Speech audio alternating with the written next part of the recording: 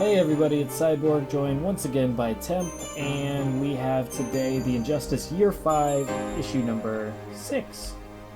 So, if you haven't read the previous ones, definitely go check out at least our episodes, so that way you are not spoiled, because yeah, we talk full spoilers and go over the full comic. So, keep tuning in guys, definitely appreciate it. We are almost through the entire series, so hope you guys have enjoyed.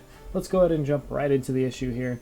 So we start off in the mountains, in the high Atlas Mountains in Morocco, and Bizarro is taking Trickster up there to get away from the bad people, far away from the bad people. Trickster is freezing to death, so he asks, can't we go somewhere warm away from the bad people? And Bizarro takes him to Death Valley, California, and I like his response here. Bizarro says, warm now? And Trickster says, yeah. It's freaking hot. He's got like a face like, yeah, it's freaking hot. But yeah, not even on the ground yet. So some great moments here where Trickster is going back and forth with Bizarro and explains that, hey, Bizarro, actually you have an imposter out there. There's a fake Superman out there, and he's sitting on your throne. And Bizarro freaks out. He says, where am he? And he just says, just listen, and you will hear him. The sound of your own voice. And so Bizarro's looking for the imposter of him. Meanwhile, Wonder Woman and Cyborg are analyzing the footage, trying to find out what the blur is. They can tell it's somebody in Superman's outfit, but they can't really tell much else. But Superman says it's an imposter, and he's going to go get to the bottom of it. We see Captain Marvel and Hal wrapping up more villains, or criminals I should say. We see Zaz being brought in by Hal. Damian's fighting off Wolf Guy, Hyena Man. Wonder Woman's dragging Girder, and not sure who Bane's grabbing, Sideburns McGee. And then we go to New York where Superman is talking to Lex, and he says, did you have anything to do with the clone? Or the imposter of me? And there's a nice little imagery of the little pulse meter. So it's kind of like a lie detector test. You see the line going up and down, or even like a health monitor, a heartbeat monitor, and it's going across the panels. And Lex knows that Superman can listen to his pulse, and Superman asks him, and then Lex eventually comes out with it, and he says, no, I had nothing to do with it. Satisfied? And according to the pulse meter and the heartbeat monitor, it looks like everything checks out. So Superman says, yes, and he flies off.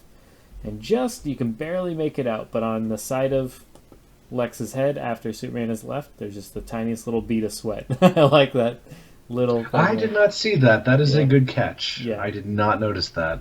So it's nice little attention to detail there on their part to kind of have that little bit of worry on Lex, but he was able to keep his composure to pass the test, seemingly, at least as far as we know. Then we see some guards at a stopping post, like a traffic stop, and they are checking everything, and they start blasting open a trailer looking for something, and it turns out to be Solomon Grundy. And Hawkgirl is a little shocked by this, and Grundy starts fighting them all off. He fights off Hawkgirl, but as he's beating on Hawkgirl, all of a sudden we see Superman's fist coming into frame. I mean, he's getting closer and closer, and we also see a gray Superman fist coming closer and closer. And they end up both punching Grundy at the same time. And they see each other for the first time, Bizarro and Superman locking eyes, and they both have a shocked expression on their face as Grundy's kind of holding his head in pain. It is kind of a disappointment that Grundy doesn't just explode into a big red mass of pulp. Yeah. But you can't win them all, right? Sure. Especially Grundy. And then, so then we have Bizarro saying, you am fake Superman, and then Superman says, I am. And Bizarro says, yes, stop it right now. And then he goes, you want me to stop being myself? And Bizarro says, yes! Superman says, this isn't some ruse. You actually believe you're me. Bizarro says, no, you are not you, me am you. And then Grundy just seems confused by all of this going on. And Superman asks him, "Are you from another dimension? A genetic experiment? Where did you come from?" And Bizarro says, "Superman from Krypton. Stop ask stupid question and go away forever." As he's blasting it. It's like such a childish thing. It's great. Go away forever. And then Superman says, "You obviously don't have the mental capacity to be reasoned with." And then he's just saying, "Die, die, die." And then Superman says, "Okay, fraud. We'll do it this way." He goes, "Let's see how you measure up to the real thing." Meanwhile, Grundy's getting back up, and he just blasts Superman right into a car. And he's doing his typical poem spiel of Born on a Monday, Christen on Tuesday. And then he gets tackled by Bizarro, and Bizarro says, "Leave not me alone! Me fight, not Superman." So yeah, this is good stuff. And It's adorable. yes, and then Grundy's still going on with his spiel. Meanwhile, Bizarro picks up a car, and his like the way he's drawn here is like in a very silhouette fashion. You can see the logo somehow perfectly fine, and the cape perfectly fine, but his like the rest of his body's just all black. It's just like a silhouette, but you see like a frowny face and angry eyes, like it's like an angry face, like smiley face. And yeah, he picks up a car and he says, "Eat car, zombie." Meanwhile, somebody's in the car, so Superman interjects and says, "No, you don't." Bizarro says, "Hey." Once again, Grundy's going on his spiel, and he wall-ups Superman and tosses him into another car. Meanwhile, the car that Superman was holding goes back into the air. Bizarro catches it and says, "Car!" as he has a big smiley face. And then he goes, "Now, eat car!" And Hal comes in to spoil the club. They officially call him Bizarro here. Hal is the one that dons that moniker for him. He also puts a dome around them and says, "Welcome to Lantern Dome," so another Mad Max reference. And let's see. Cut forward a little here.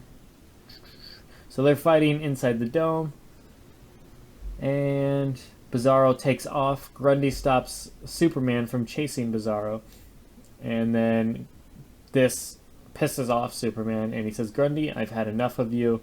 He grabs Grundy by his hair on top of his head and just decapitates him, rips his head out, Mortal Kombat style, and Hal just says, "Gross."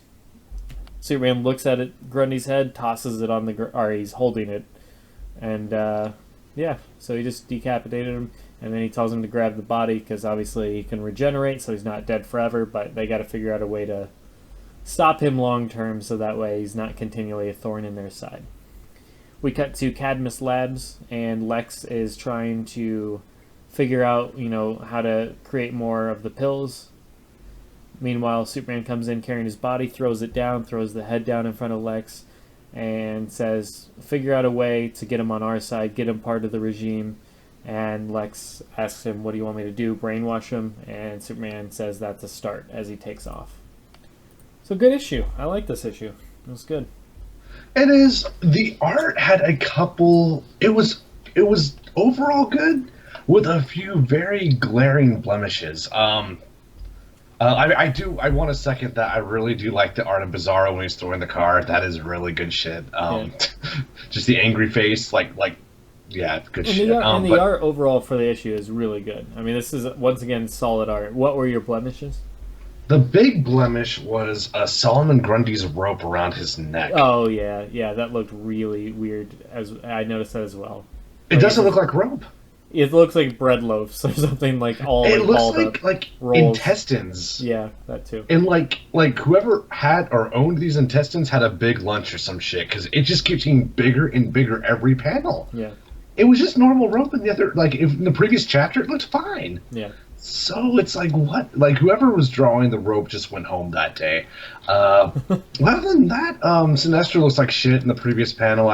It's previous chapter, I mean. Yeah. If you go to the panel where it shows all the villains being, wrapped up by Wonder Woman, Hal, and Bane, Sinestro's in the background looks like shit. But other than that, it looks okay. Everything else is alright. Yeah. Pretty bad at Sinestro there, but other than that... It looks funny. But yeah, no, some good art, though, for sure. But yeah, a couple of hang-ups. So it's clearly clearly who did chapter 1 is different from who did chapter 2. It's two Yeah. completely different styles. The reason why the rope looks like giant, weird intestines Right. like that is because it's just the art style in chapter 2 of this issue is much more exaggerated. Like everything's bigger and bulkier. So it's just part of that style. Yeah, I mean, not a detriment, I guess. A better issue, in my opinion. More of what I wanted. I do like this confrontation. I do like Solomon Grundy. Do you know who was saying? Let me go back to again. We're going back to chapter 1 here. And before Solomon Grundy makes his grand appearance, they're apprehending the vehicle, Yeah. and someone with blonde hair is saying, "No, don't hurt my new toy." Is that Harley Quinn? Who is that? I have no idea who that is. They don't really address it. So that may be something we learn later. I don't think that's Harley. Maybe. Yeah, and she doesn't really talk like that. Well, No. she could talk like that, but she generally doesn't talk like that. No, I don't think that would be Harley. I don't even know what she would be doing with it, and it just doesn't look like it. But yeah, it's low detail, so it's hard to tell, make out any actual details of the person. But yeah, so good stuff there. And yeah, so overall, one of the stronger issues of the year, and a decent issue overall. There's a lot of funny moments there. I enjoyed the stuff between Bizarro and Trickster. I enjoyed the stuff between Bizarro and Superman. I enjoyed seeing Grundy again. And yeah, and stuff between Superman and Lex. So yeah, Well, very solid interactions in this issue for sure. do you think Lex did the right thing? Do you think, like, kind of standing his ground and, kind of sticking to the lie was a good move? I don't feel like... Doesn't seem wise. I feel like Lex should have come up with an alternate explanation and said, yes, I did do it, but I had a very good reason. I don't... Yeah. Also, I don't know how he passed the lie detector test either, but I guess that's just Lex. Lex being We Lex. can I find guess, out at a later point. You don't know. So I mean, the one thing we got to give credit to the series. I mean, it's been tremendous in my opinion overall, but they do usually follow up on things more than we think they will. Fair enough. There's a lot of times where we're like, they probably won't address it, and they usually do address it at some point. Even Hawkgirl got addressed. Like, her absence got addressed finally. So yeah, I'm going to give him the benefit of the doubt and say that I'm sure we'll find out something, or it's just at the end of the day it is Lex. He is the smartest. He's credited as the smartest man in the world, oftentimes. So he's just probably found a way. But anyways, that pretty much wraps it up with this issue, guys. Some good stuff here, one of the stronger ones, and definitely a shining moment of year 5 so far, and hitting one of the high notes, probably the best one of year 5 in my opinion so far. Yes, I agree with that. So good stuff. Yeah, definitely good stuff. So hopefully you guys enjoyed it, and we will see you next time for issue number 7. So you guys take care. Have a good one. See you tomorrow. Take care, guys.